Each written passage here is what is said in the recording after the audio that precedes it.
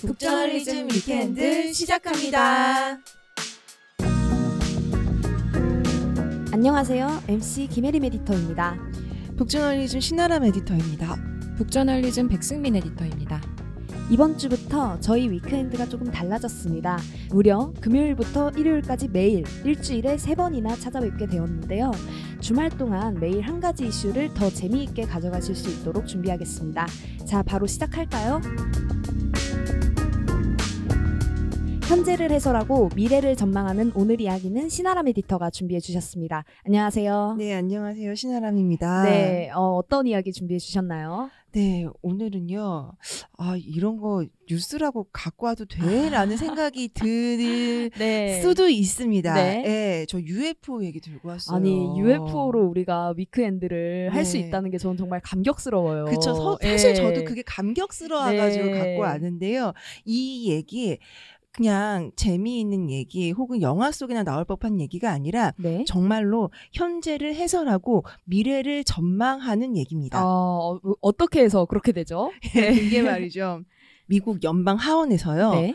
이 UFO에 관해서 청문회가 열렸어요. 정확히는 이제 UFO라고 하질 않아요. 네. 미국에서는 이제 UAP, 미확인 비행 현상이라고 하는데요. 네. 정확히는 이 UAP 미확인 비행 현상을 두고 청문회가 열린 것이고요. 네. 이 중에서 가장 주목받았던 게 이제 출석해가지고 이제 네. 이야기를 한 증인들이 있을 거 아니에요. 네. 그 증인 중에서 미국 정보요원을 지낸 공군 소령 출신의 데이비드 그러쉬라는 사람의 이야기가 가장 주목을 받았습니다. 네.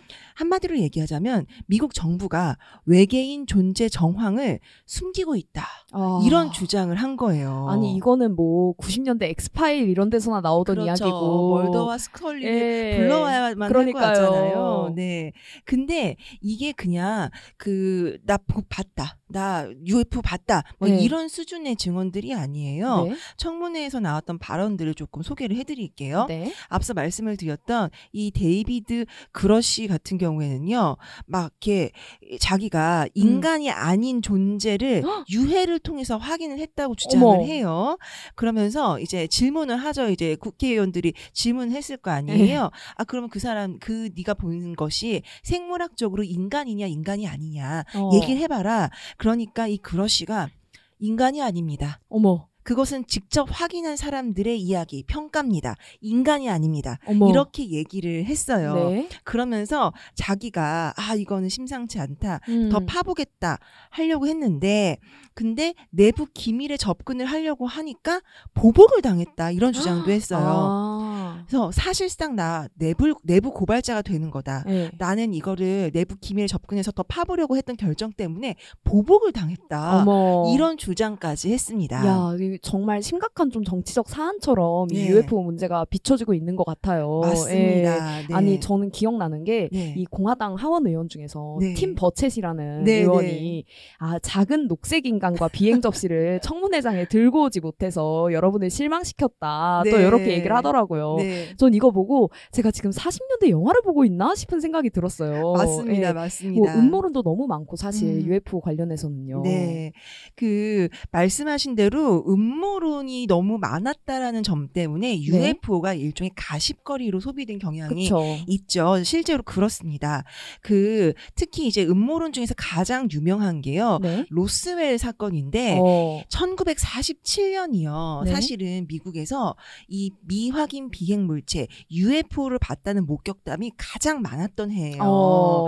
근데 그때 이제 목격됐던 여러 가지 사례 중에서 미국의 로스웰이라는 지역에서 이제 목격되었다라는 네. 얘기가 가장 유명하거든요. 자, 1947년 7월에 미국의 뉴멕시코주 로스웰의 한 목장에 비행 접시가 추락했다. 어머. 그래서 현재도 로스웰 비행 접시 사건이라고 불리는 건데요. 네. 이게 당시에 이제 주민들 사이에서는 추락한 비행 접시에 외계인 시체가 발견이 됐다. 그래서 군대가 네바다주에 있는 비밀 군사기지인 51구역, 그 유명한 51구역으로 옮겼다라는 소문이 이제 돌았다고 해요. 그래서 이 소문이 순식간에 미국 전역으로 퍼져나가서 미국인들 사이에는 로스웰 비행 접시 사건 모르면 간첩인, 그쵸? 네. 그런 잠깐만 로스웰 모르신다고요? 소련에서 오셨어요? 뭐 이거 거의 요 그쵸. 정도 수준인 얘기였어요. 근데 이제 정부는 그때 뭐라고 했냐? 이거 비행 접시 아니고 기상 관측 장비다. 근데 이제 사람들이 한번 이거 UFO래 하고 믿기 시작을 하니까 받아들여질 수가 없잖아요. 그쵸. 그래서 사람들이 이거 정부가 거짓말하는 거다. 외계인 시체를 지금 수거를 해가가지고 이미 연구를 다 하고 있다. 정부가 우리 모르는 데서 지금 다 연구하고 있다. 네. 이런 식으로 이제 소문이 돌았었습니다. 아니 이 51구역 관련해서 네. 제가 그 빠니보틀이라고 네네. 이제 유명한 여행 유튜버가 있잖아요. 네네네. 그 사람이 51구역 그 관광을 간 영상을 봤거든요. 어머. 근데 그 앞에 외계인 관련 굿즈샵들이 그렇게 많고 네네. 스티커도 많이 붙어 있고 네. 거의 역사 유적이 된 네. 그런 느낌으로 왜냐면 이게 47년도 얘기잖아요. 맞아요. 너무 맞습니다. 옛날 얘기예요, 사실. 예. 그 47년도 때 그 이야기가 여태까지 저희에게서 회자되고 있을 정도면 심지어 저희가 미국 사람도 아니잖아요. 그러니까요. 예, 지금 2023년에 사우스 코리아에서 이 그러니까요. 얘기를 하고 있을 정도면은 정말 유구한 역사적인 어떤 사건이 되었다라고 할 수 있는데요. 근데 이게 여태까지 심지어 이 사우스 코리아에서 얘기가 되고 있는 데는 이유가 있어요. 네. 그 당시에는 물론 이 소문이 파다하게 퍼졌고 다들 모르면 간첩이다 이랬지만 이게 다시 한번 붐업이 됩니다. 이 사건이. 언제 되냐면은 31년 뒤에 1978년도에 네. 이 얘기가 다시 붐업이 되는데요. 이 붐업되게 된 계기가 굉장히 뭐랄까 어이가 없어요. 네. 당시에 한 잡지가요. 네. 발간이 된 잡지가 이제 엄청 많을 거 아니에요. 미국에. 그중에 한 잡지가 어떻게 됐는지 모르지만 그 빵꾸가 나는지 뭐가 어쨌는지 지면을 다 못 채우게 생긴 거예요. 저희도 마감에 쫓기면서 사는 인생들이잖아요. 자, 잡지 인쇄소 넘겨야 되는데 그쵸. 마감 쳐야 되는데 지금 지면이 남았어. 어떻게 해요? 뭐라도 해야 되잖아요. 그쵸. 그러니까 이거 남는 지면에다가 이 로스웰 사건 잠깐 그냥 리마인드 그냥 다시 그냥 실는 정도로 그냥 재밌는 얘기니까 그쵸. 실자라고 했어요. 그래서 이 31년 전에 그때로부터 그러니까 40년대에 그 로스웰 기사 있었던 거를 대충 저희 이제 전문 용어로 우라카이라고 하죠. 그렇죠. 베껴서. 대충 조금 손 봐가지고 우라카이. 네. 죄송합니다. 우라카이는 일본어에서 파생된 전문 용어로요. 미디어나 이제 그 매체 쪽에서 이제 대충 재포장한다. 요런 용어로 쓰고 있습니다. 그거를 대충 재포장해가지고 실었단 말이에요. 네. 근데 이게 대박이 났네. 재밌잖아요. 그쵸. 사람들 사실 너무 좋아하는 얘기죠. 그러니까 이 잡지가 대박이 나자 이걸 본 다른 매체들이 잠깐만 이렇게 꿀 같은 아이템이 있는데 지금까지 우리는 왜 이걸 안 실었지? 라면서 주기적으로 이 로스웰 사건을 우려먹고 또 우려먹고 비밀이 숨겨져 있다. 아직까지 밝혀지지 않았다. 그러면서 계속해가지고 이거를 다룬 거예요. 그러다가 이제 한 TV 방송사가 이거 관련된 다큐멘터리까지 만들게 돼요. 근데 이 방송이 또 엄청 히트를 쳐요. 자, 이런 식으로 되네? 우리도 실을까? 잘 팔리네? 쟤네 잘 팔렸어? 우리도 해볼까?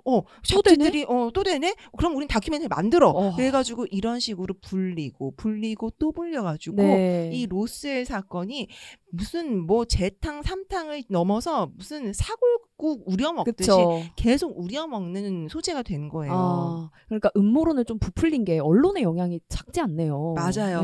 물론 이렇게 언론들이 이 로스웰 사건을 부풀린 게 악영향만 있었던 건 아닙니다. 그쵸. 네, 이제 이 40년대에는 로스웰 주민들이 그랬대 저랬대 얘기를 했지만 사실 정작 70년대 이후에 다시 재조명 받을 때에는 아니 언제적 얘기를 또 하고 있어. 주민들은 당사자니까요. 그쵸. 우리는 지겨워. 우리는 아무 생각 없는데 언제적 얘기를 또 하고 있어 하면서 별로 관심도 없었다고 하는데 문제는 이렇게까지 주목을 받다 보니까 로스웰에 UFO 박물관, UFO 연구소 이런 게 막 세워져요. 그러니까 말씀하신 그 빠니보틀처럼 관광객들이 그곳을 계속 방문을 하면서 이제 로스웰의 관광 자원이 됐다. 한마디로 지금 UFO 박물관, UFO 연구소 때문에 로스의 지역 경제가 탄탄하게 일어섰다. 진짜 유니크하네요. 예. 사실 뭐 커피 콩빵, 네. 뭐 아니 보령 머드 축제 이런 수준이 아니라. 예, 뭐 산천어 축제 예. 그런 거 없어요. 그러니까 UFO로 여기는. 축제하는. 네, 그렇죠. 진짜 그래서 신기하네. 예, 정말 로스웰은 지역 경제를 일으킨 굉장히 유니크하고 예. 길이길이 남겨질 사례로 남았다라는 겁니다. 그렇네요.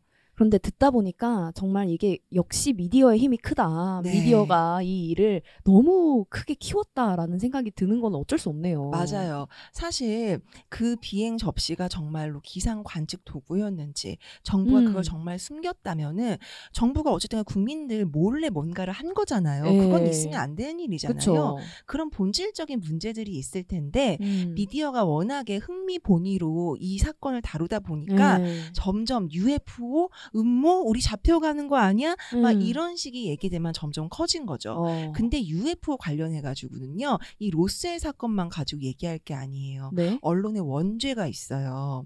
사실 미디어가 외계 생명체, 그러니까 외계인이 있을지도 몰라라는 얘기를 본격적으로 처음 다뤘던 게 네? 무려 190년 전 1830년대입니다. 아니 너무 옛날인데요? 네. 와. 우리가 지금도 타블로이드지 황색 언론 이런 얘기 하잖아요. 네. 근데 이 1830년대에 창간된 그 미국의 타블로이드 신문 뉴욕선이라는 매체가 네. 있었다고 해요. 얘네가 그 달 표면을 관측한 기사를 보도를 하면서 네. 달에는 넓은 숲과 바다, 오. 4발 달린 짐승, 날개 달린 인간형 생명체가 존재하고 있다. 와. 이런 식의 사파와 기사를 실어요. 제가 1830년대 사람이면 네. 눈물을 흘리면서 그걸 찾으러 다녔을 것 같아요. 저도 그렇습니다. 예. 저는 그때부터 달에 갈 궁리만 했어요. 그쵸. 무조건 달에 간다. 그 생각만 했단 말이에요. 근데 이제 사람은 당연히 경악을 했죠. 그리고 신문이 너무 잘 팔렸어요. 그러니까 이 뉴욕선도 6일 동안 이거를 계속 실어요.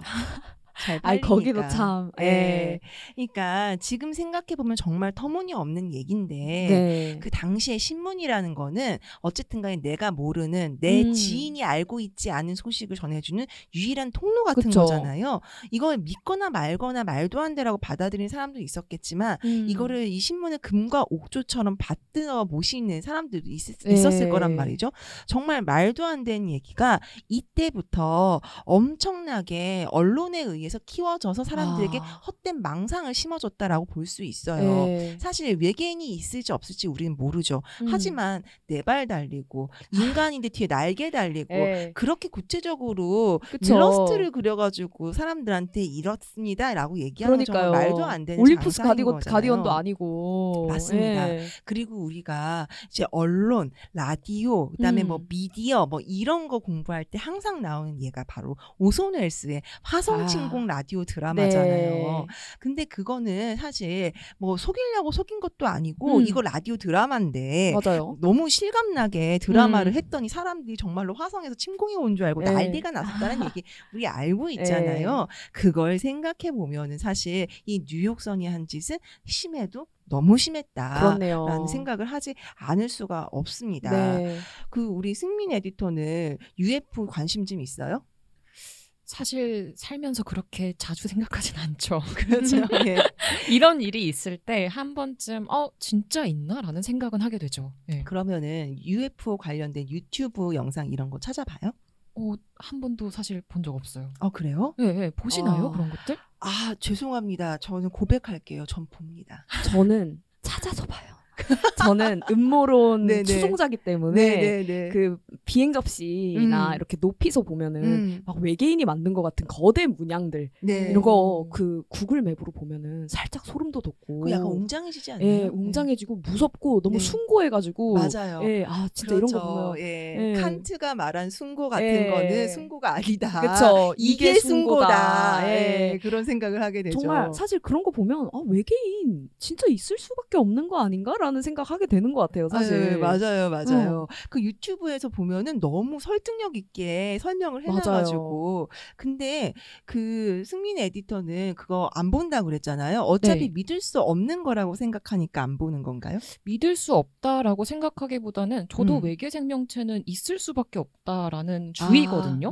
왜냐하면 우주가 이렇게 넓고 예, 유기체들이 살아갈 수밖에 없는 환경인데 외계 생명체는 당연히 있겠지. 그런데 그게 과연 인간의 상상으로 구현을 할 수 있을까? 인간의 상상에 한계가 있지 않을까? 이런 생각 때문에 오히려 허무맹랑하게 느껴지는 것 같아요. 저는. 그러니까 UFO나 외계 생명체의 존재는 있을 수밖에 없다고 생각하지만 유튜브 같은 데서 보여주는 거는 사실 너무 허무맹랑할 수밖에 없다. 그렇게 구체적으로 증거를 대면서 보여줄 수 있는 성질의 것이 아니다라고 생각한다는 거죠. 네, 맞습니다. 그렇군요.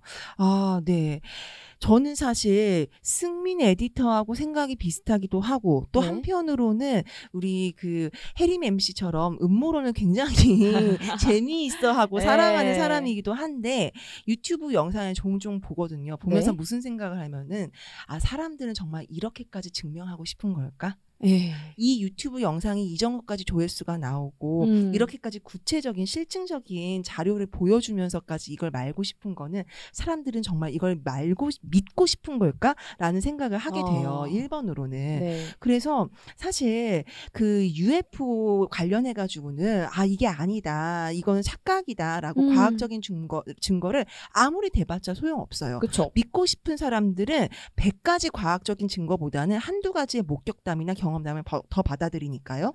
그리고 또 이것도 있어요. 2번으로 생각하게 되는 거는 자, 이런 유튜브 영상들이 많이 올라온다고 해서 레거시 미디어가 과연 이거를 비판할 수 있을까라는 생각을 하게 되는 건데요. 그쵸. 우리가 지금 뉴욕선 얘기하면서 혀를 끌끌 찼잖아요.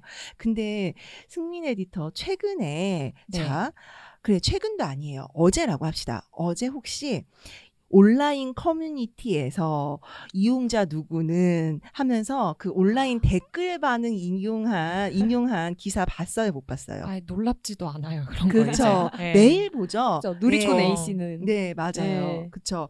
그래서 가만 생각해 보면은 그 뉴욕선이 한 짓과 최근에 우리 언론들이 하고 있는 행태가 뭐가 다르지라는 생각을 하게 돼요. 그러니까 1947년도에 그 굉장히 많은 UFO가 목격됐다라는 얘기를 했었잖아요. 근데 그 이후에 그 언론이 되게 비난받는 행태 중에 하나가 그 당시에 목격담을 그냥 다 실어줬어요. 팔리니까. 팩트처럼. 어디서도 봤대더라. 어디서도 목격이 됐대더라. 이런 얘기를 아무런 검증이나 취재도 하지 않고.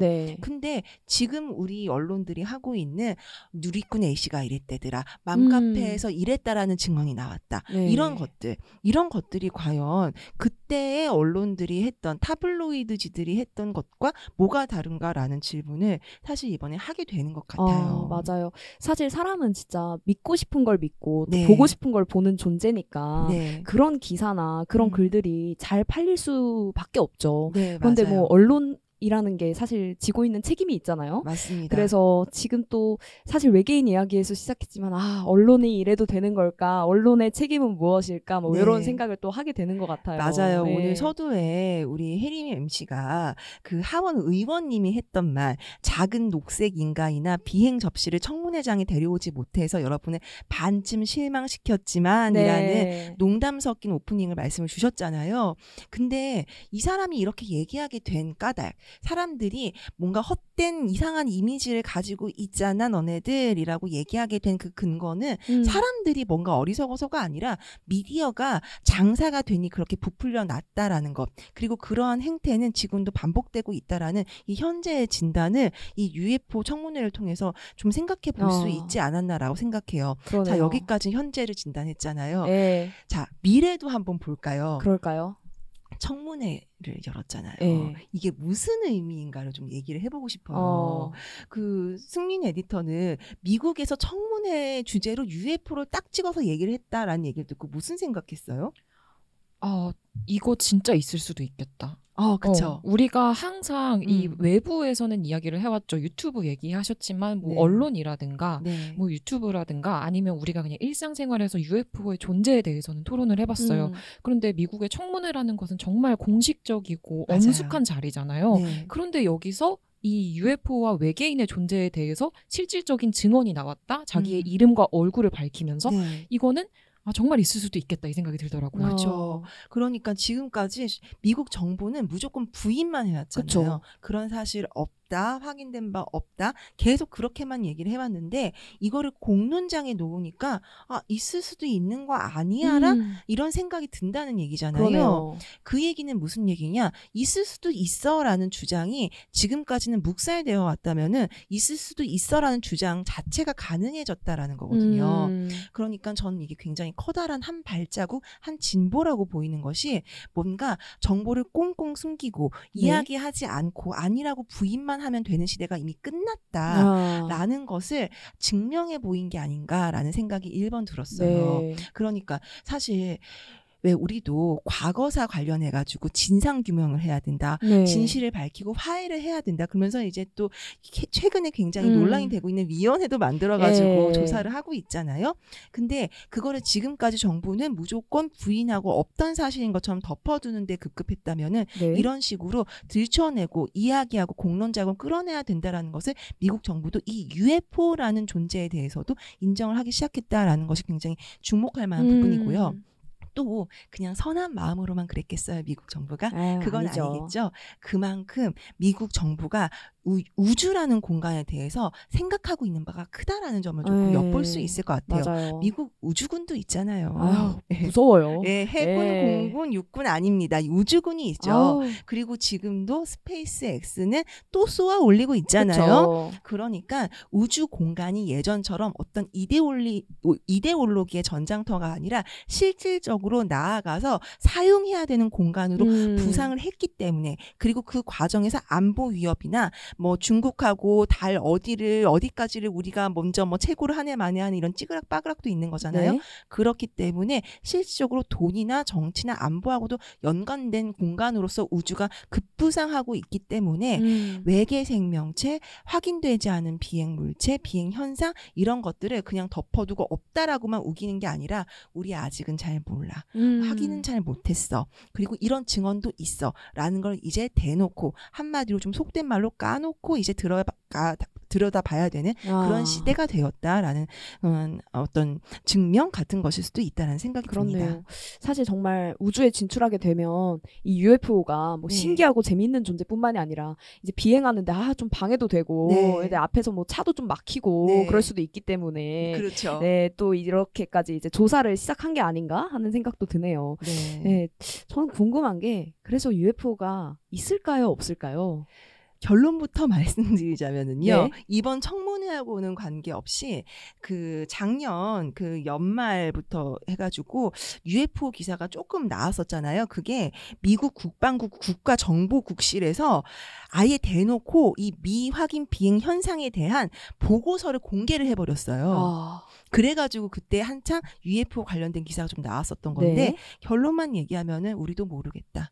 없다고 잘라 말할 수는 없다. 근데 이거예요. 저는 이게 굉장히 전향적이라고 생각하는데 우리가 모르는 것을 모른다라고 얘기하는 게 되게 중요하잖아요. 맞아요. 근데 미국 국방부 국가정보국실에서 없다, 확인해 줄 수 없다가 아니라 우리도 모르겠다. 없다고 잘라 말할 수는 없다. 이렇게 얘기했다라는 게 굉장히 고무적이다라는 생각이 들었습니다. 그러네요. 이렇게 투명하게 좀 정보 공개하고 청문회 진행하는 게 어떻게 보면 또 한 발의 진전이다 이렇게 볼 수도 있겠네요. 작년 연말에도 한국에서도 UFO 소동이 있었잖아요. 맞아요.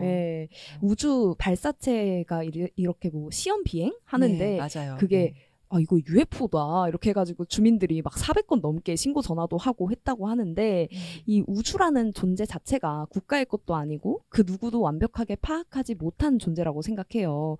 그래서 당시에 군 시험 발사를 미리 알리지 않은 것에 대한 비난의 목소리가 많았는데 이제라도 좀 미국 정부는 이렇게 투명하게 정보를 공개하고 청문회 진행하는 게 정말 진전처럼 또 한 발자국 나아간 것처럼 보입니다. 그럼 오늘의 위크엔드는 여기서 마무리할게요. 내일은 백승민 에디터가 준비해 주셨습니다. 네, 여러분, 일론 머스크는 과연 인류를 구할 수 있을까요? 일론 머스크의 그 기술에 대한 낙관은 현실적일까요? 인류한텐 정말 미래가 있을까요? 독일 철학자 에밀 토레스는 이런 아이디어를 비판하면서 인간이 멸종해도 괜찮다고 말합니다. 여러분은 어떤 생각이 맞다고 여기세요? 내일 위크엔드 들으면서 함께 고민해 보셨으면 좋겠습니다. 기대해 주세요. 네, 여러분, 내일 주제도 기대 많이 해주시고요. 북저널리즘 위크엔드는 북저널리즘 웹사이트와 애플 팟캐스트, 스포티파이, 네이버 오디오 클립, 그리고 유튜브에서도 만나보실 수 있습니다. 그럼 내일도 위크엔드에서 만나요.